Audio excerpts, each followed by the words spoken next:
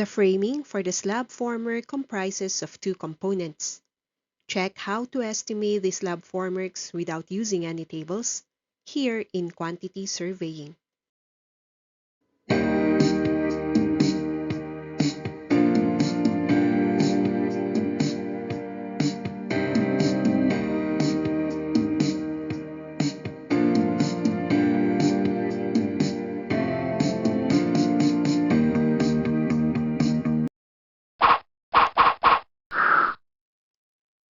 The slab formwork also uses MDF or phenolic board as sheathing, and with it are the joists, which have a standard spacing of 400 to 600 millimeters.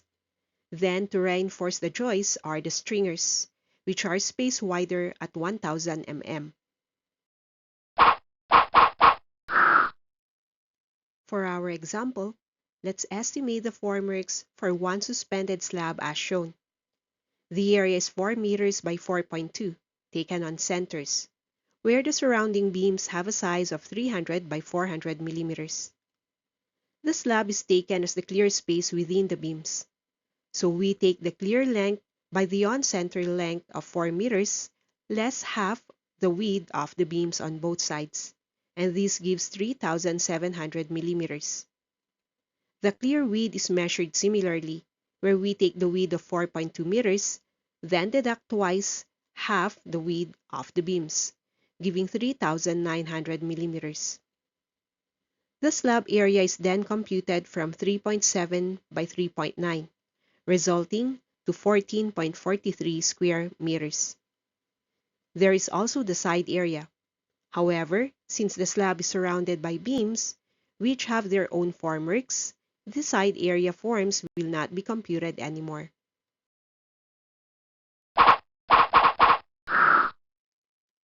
Let's estimate the board.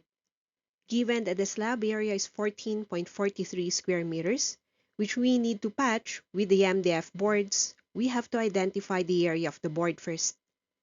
The MDF or phenolic board also has the same size as plywood, and that is 4 by 8 feet, or in SI units, that's 1.2 by 2.4 meters. Take the area of each board, 1.2 by 2.4 or 2.88 square meters. Now we use this onto the slab area to find the number of boards. So we have 14.43 over 2.88, giving 5 pieces of board. The joists are used to reinforce the sheathing. They can be placed horizontally or vertically across the slab, but for now we place them standing up.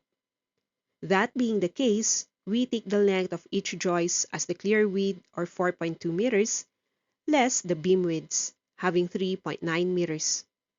Next is the number of joists required. Note that the standard spacing for formwork joists ranges from 400 to 600 millimeters, and the number of joists is solved by taking the clear span and dividing it by the spacing, then add 1 for the end reinforcement. So if we use 400 millimeters, the number of joists is then 3,900 over 400 plus 1, giving 10.75, rounded to 11 pieces.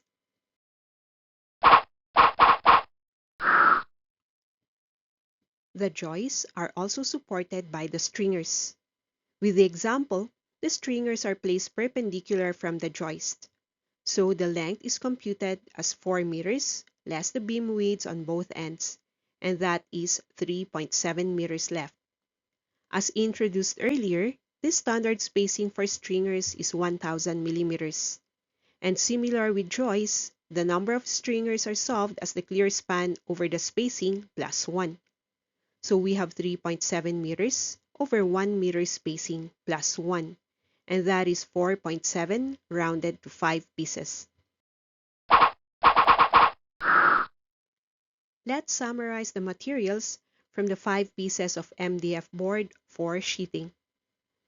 The joists are computed as 11 pieces using 2 by 2 lumber with length of 3.9 meters, which we need to convert into feet, then making 2 by 2 by 12.792 feet.